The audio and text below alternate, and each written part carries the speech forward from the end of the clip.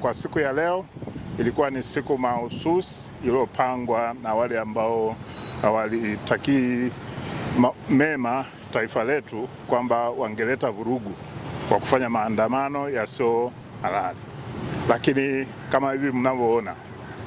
jeshi la polisi na vyombo vingine vya ulinzi na usalama viko mitaani kuhakikishia wananchi amani, utulivu na usalama. Na mpaka hivi ninavyoongea, hali ya mji ni shwari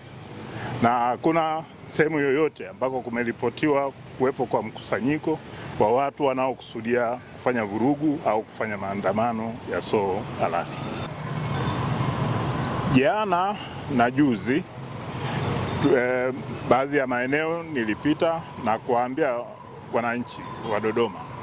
kwamba kwa jeshi la polisi limeimarisha ulinzi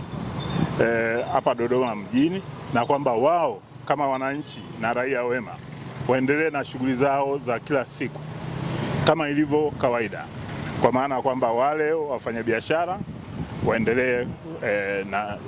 na uuzaji wa bidhaa zao, na wale wananchi ambao ndio wateja wao basi waende katika maeneo hayo kwa ajili ya kupata huduma.